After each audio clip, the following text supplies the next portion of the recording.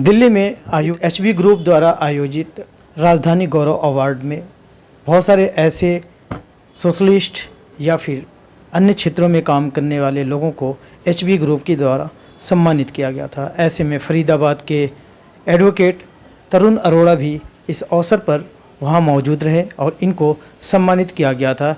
इनको best advocate का award दिया गया है।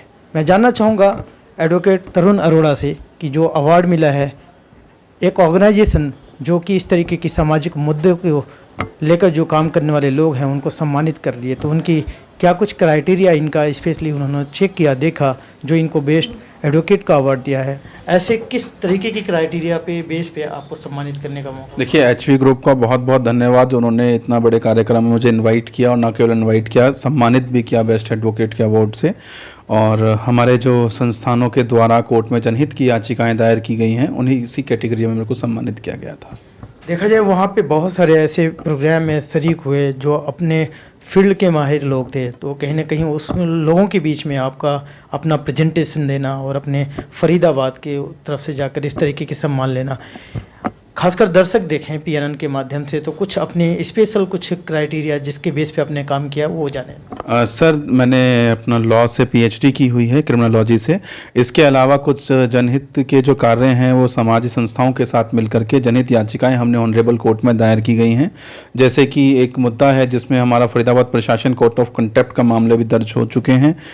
सुप्रीम कोर्ट के आदेश से 2003 में बचपन बचाओ संस्था के उसमें आदेश पारित करके तम्बाकू एक्ट 2003 का गठन किया गया था, जिसकी धारा 4 ये कहती है कोई भी व्यक्ति सामाजिक स्थान पर धूम्रपान नहीं कर सकता। धारा 6 कहती है कि किसी भी शिक्षण संस्थान के 100 मीटर दायरे में किसी भी प्रकार का जो धूम्रपान का पदार्थ है उनका सेवन तो ठीक है, सेल भी नहीं किया जा सकता, और 18 साल से कम के व्यक्ति को उसकी सेल नहीं की जा सकती।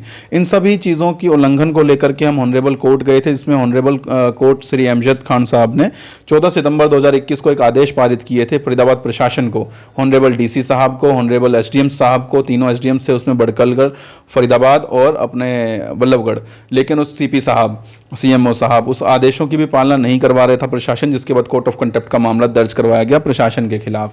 इसी के साथ ही अभी फरीदाबाद के जितने भी नामचीन हॉस्पिटल्स हैं, आप लोगों के माध्यम से हम पहले भी एक प्रेस वार्ता में बता चुके हैं कि उनके खिलाफ भी एक जनहित याचिका दायर की गई है। तो आम जन के हित के लिए संस्थाओं के साथ मिलकर के हम जनहित याचिकाएं दायर करते हैं और हमारा प्रयास सदैव ये रहता है कि आम जन के हितों की सुरक्षा की जा सके। इस अवार्ड में जिस तरीके से लोगों को अवार्डी बनाया गया, सम्मानित किया गया, तो आप स्पेशली जब इस अवार्ड को लेने के बाद से क्या कुछ ऑब्जर्व किया एचबी ग्रुप के बारे में? देखिए, एचबी ग्रुप का बहुत बहुत धन्यवाद मेरी तरफ से भी, और बाकी जो वहाँ पर तमाम संस्थाएं वहाँ पर आई थी, सभी संस्थाएं जो काम कर रही हैं उनका मनोबल को बढ़ाने का कार्य किया है। हमारे युवा साथियों को भी उन्होंने मनोबल बढ़ाया है। युवा साथियों के लिए एक सीख स्पेशल रही है कि यदि आप अच्छा काम करेंगे तो आपको तमाम ऐसे अवार्डों से नवाजा जाएगा। आगे जिस तरीके से सीख तो मिला, लेकिन आगे जिस तरीके से परस्पर आप काम कर रहे हैं, तो क्या आगे और एक्सपेक्टेशन है, किस तरीके की सम्मान से नवाजने का आपका कहीं कुछ सुनने में आ रहा है मौका? जी, अभी पद्मश्री के लिए मेरा नेम नॉमिनेटेड हुआ है। आज सुबह मेरे को मेरे नंबर पर मैसेज रिसीव हुआ, तो वो भी आप किसी जैसे भाई ने ही नॉमिनेशन करवाया होगा। उन भाई का बहुत बहुत धन्यवाद, और आप सभी का भी बहुत बहुत धन्यवाद जो समय समय पर आकर के मुझे सहयोग करते हैं, और आप सभी के सहयोग से ये सब संभव है।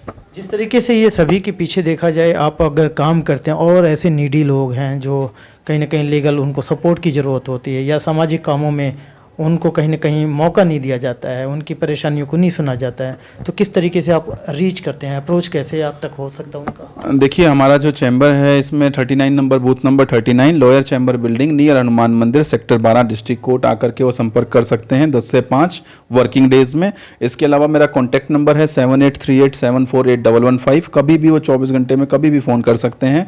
इसके अलावा हमारा प्रयास रहेगा कि द लीगल हेल्प प्रत्येक शनिवार को अलग अलग स्थानों पर जाकर के फ्री लीगल कैंप का आयोजन करें, जहां पर अगर किसी की ऐसी समस्या है या वो अपना धन के समय कमजोर है और किसी अधिवक्ता को हायर नहीं कर सकता है, तो हम उनका जो केस है वो फ्री ऑफ कॉस्ट लड़ने का प्रयास करेंगे।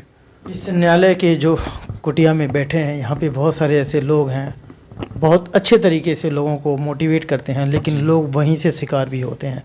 बहुत मोटी रकम भी मांगी जाती है, या फिर मजबूर होकर लोग अपने ऐसे में कॉम्प्रोमाइज़ कर लेते हैं, घर बैठ जाते हैं, लेकिन आगे नहीं निकल के आते हैं। उनसे निवेदन ये है कि कहीं पर भी उन्हें मेरी सहायता की आवश्यकता हो, सलाह की आवश्यकता हो, वो निसंकोच आ सकते हैं।